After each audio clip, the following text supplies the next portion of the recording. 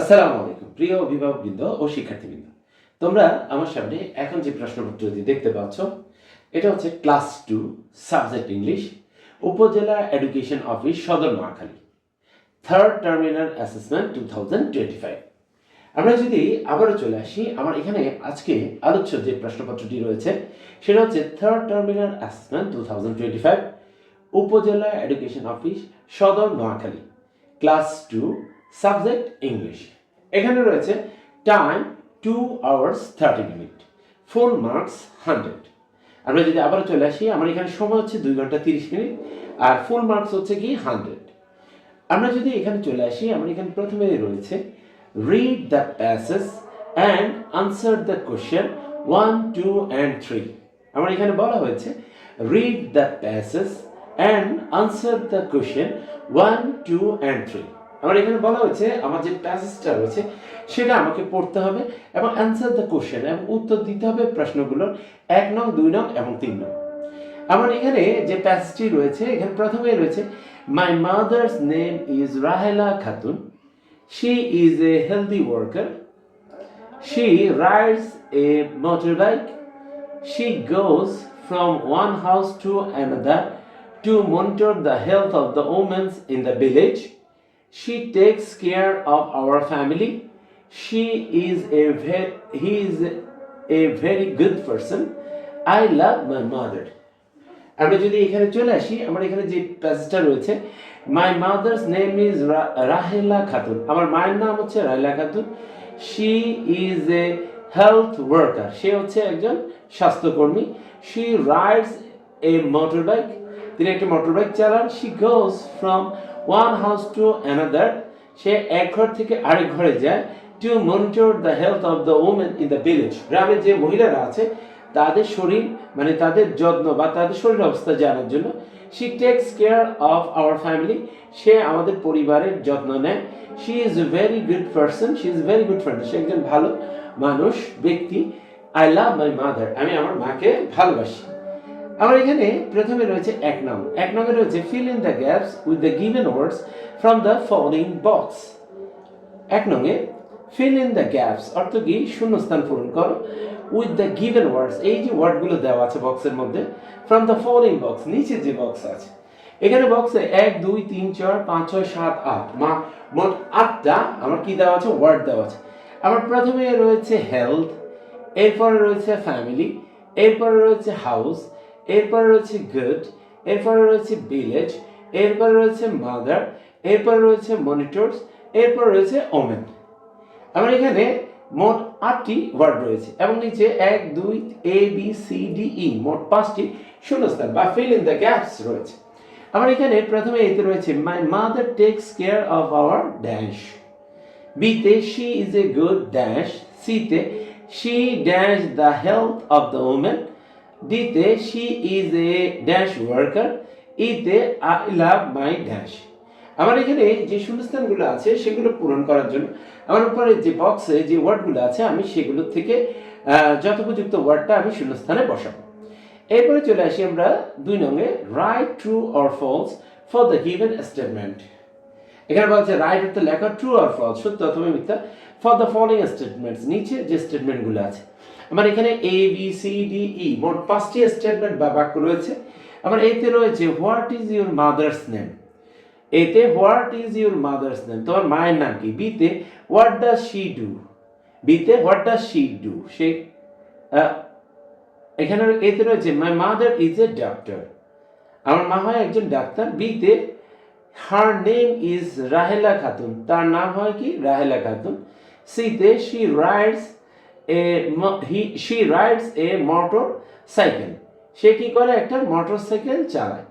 এরপরে আছে ডিতে she goes from one city to another city, সে একটা শহর থেকে আরেকটা শহরে যায়। ইতে রয়েছে she takes care of our village people health, ইতে রয়েছে শি টেকস কেয়ার সে যত্ন নেয় of our village people health আমাদের গ্রামের যে মানুষগুলো আছে সেগুলোর স্বাস্থ্য। এরপরে চলে আসি আমরা 3 নং answer the following question, answer মানে উত্তর দাও, ফলোইং অর্থ নিচে যে কোশ্চেনগুলো আছে। আমার এখানে A, B, C, D, E মোট 5টি প্রশ্ন রয়েছে। আমার প্রথমে এতে রয়েছে what is your mother's name, প্রথমে রয়েছে what is your mother name তোমার মায়ের নাম কি, বিতে রয়েছে হোয়াট ডাজ শি ডু, সে কি করে। সিতে রয়েছে what does she ride, what does she ride, সে কি চালায় বা কোন যানবাহনটা চালায় এটা জানতে চাইছে। তারপর হচ্ছে ডিতে why does she go from one place to another place, ডিতে why does she go from one place to another place, সে কি হোয়াই কেন যায়, সে একটা জায়গা থেকে আরেকটা জায়গায়। ইতে what type of person is she, কোন ধরনের মানুষ বা ব্যক্তি সে, what type of person is she. এরপরে আমরা 4 নম্বরে চলে আসবো। 4 নম্বরে বলা হচ্ছে write 4 lines of any rhyme.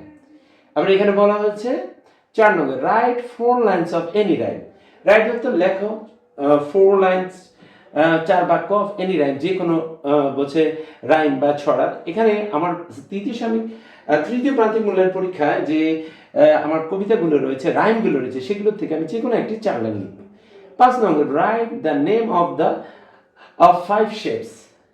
এখানে 5 নম্বর হচ্ছে রাইট অর্থ লেখো, দ্য নেম অর্থ নাম, অফ 5 শেপস যে কোনো 5টি আকৃতি। এটাও আমার সিলেবাসে যে শেপগুলো আছে সেগুলোর মধ্যে থেকে। এরপর আমরা 6 নম্বরে চলে যাবো। 6 নম্বর হচ্ছে match the animals of their living places. আমরা এখানে 6 নম্বর ম্যাচ দ্য অ্যানিমালস অর্থ প্রাণীগুলো, উইথ দেয়ার লিভিং প্লেসেস, তাদের যে লিভিং প্লেসেস জায়গাগুলো আছে। আমার এখানে একটি টেবিল আছে, এখানে আমার প্রথমে রয়েছে নেম অফ দ্য অ্যানিমালস, এরপর রয়েছে লিভিং প্লেসেস। আর নেম অফ দ্য অ্যানিমালসের মধ্যে রয়েছে এতে ক্রো, বিতে টাইগার, সিতে ডিয়ার, ডিতে হচ্ছে প্যারট, ইতে হচ্ছে মানকি। আর আমার ডান পাশে যে ঘরটি রয়েছে সেখানে রয়েছে লিভিং প্লেস, প্রথমে রয়েছে ফরেস্ট, এরপরে রয়েছে ট্রি, এরপরে রয়েছে ট্রি হোল, এরপরে রয়েছে নেস্ট, এরপরে রয়েছে লেয়ার। এখানে আমার 6 নম্বর ম্যাচ দ্য অ্যানিমালস, ম্যাচ অর্থ মিল করো অ্যানিমালস প্রাণীগুলো, উইথ দেয়ার লিভিং প্লেসেস তাদের যে বসবাসের যে জায়গাগুলো আছে। এখানে আমি যদি একটাতে চলে আসি, এতে আছে ক্রো, ক্রো বাস করে কোথায়, আমার ক্রো বাস করে নেস্ট, হ্যাঁ এভাবে। এরপর আমরা 7 নম্বরে চলে আসি, make a meaningful sentence from the table. Make অর্থ তৈরি করো, এ মিনিংফুল সেন্টেন্স একটা অর্থপূর্ণ বাক্য, ফ্রম দ্য টেবিল। আমরা এখানে বলা যে মেক 5 মিনিংফুল সেন্টেন্স, 5টা অর্থপূর্ণ বাক্য করো ফ্রম দ্য টেবিল থেকে। আমার এখানে এখানে যে টেবিলটা আছে, একটা ঘর, একটা কলাম, 2টা কলাম, 3টা কলাম, এবং 3টা কলামে আমার কি আছে, কিছু ওয়ার্ড দেওয়া আছে। এখন এগুলো দিয়ে আমি কি করব, মিনিংফুল বাক্য তৈরি করব। আমার প্রথমে আছে এ ডগ, এরপর আছে এ মানকি, এরপর রয়েছে a cow, a parrot, a tiger. আর এখানে মাঝখানে ঘরে রয়েছে ইটস অর্থ খায়। এখানে meat, grass, leaves etcetera, fruits, grass, fruits, nuts etcetera. যেমন এই ডগ, এটা যদি ইটস খায় তাহলে কি কুকুর খায় কি, এখানে যেটা আছে যেমন গ্রাস, লিভস, ফ্রুট, গ্রাস, ফ্রুটস, নাটস আর আছে মিট, তাহলে কুকুর খায় কি, তাহলে আমি লিখবো এ ডগ ইটস মিট। এরপর আমরা 8 নং কোশ্চেনে চলে আসবো। আমার এখানে 8 নং কোশ্চেনে বলা হচ্ছে complete the form using your personal information. 8 নঙ্গে কমপ্লিট দ্য ফর্মটা পূরণ করো, ফ্রম ইউজিং ব্যবহার করে, ইউর পার্সোনাল ইনফরমেশন তোমার ব্যক্তিগত যে তথ্যগুলো আছে সেগুলো ব্যবহার করো। আচ্ছা, এখানে এ বি সি ডি মোট 4টি অংশ দেওয়া আছে। আমার এখানে এতে রয়েছে মাই নেম ইজ, এখানে খালি জায়গা আছে, ঠিক আছে। আমি এখানে হুবহু যে ফর্মটা আছে এটা আমি কি করব, আমার ইয়াতে তুলবো, খাতায় তুলবো। আর এখানে প্রথমে আছে মাই নেম ইজ, আমার নাম হয়। বিতে রয়েছে আই রিড ইন ক্লাস, এরপরে খালি জায়গা আছে। সিতে রয়েছে মাই ক্লাস রোল ইজ, এখানেও খালি জায়গা আছে। ডিতে the name of my school is, এখানেও খালি জায়গা আছে। আমার এখানে যে ফর্মটা আছে আমি এটা প্রথমে কি করব, খাতায় তুলব। এরপরে আমার এখানে প্রথমে এতে আছে মাই নেম ইজ, এখানে আমি আমার নিজের নাম লিখব। বিতে রয়েছে আই রিড ইন ক্লাস, কোন ক্লাস পড়ি, অবশ্যই আমি ক্লাস 2তে পড়ি, ক্লাস 2-র একটা আমার প্রশ্ন এখানে। এরপরে সিতে মাই ক্লাস রোল ইজ, আমার এখানে শ্রেণীতে আমার যে রোল নাম্বারটা আমি সেটা লিখবো। এরপরে ডিতে the name of my school is, আমার স্কুলের নামটা আমি এখানে লিখব। প্রিয় শিক্ষার্থীরা, আমরা যদি একটু লক্ষ্য করি আমাদের আজকের যে ক্লাস 2 ইংলিশ যে প্রশ্নপত্রটি রয়েছে সেখানে 1 নং থেকে 8 নং পর্যন্ত প্রশ্ন রয়েছে। প্রথমে একটি প্যাসেজ রয়েছে, এই প্যাসেজের ভিত্তিতে আমি 1 নং, 2 নং, 3 নং প্রশ্নের উত্তর দেব। এরপরে আমি 4 নং প্রশ্ন হচ্ছে আমার রাইম, 5 নং হচ্ছে 5টা শেপ বা আকৃতির নাম লিখতে হবে, যেটা আমার টেক্সট বইয়ে আছে।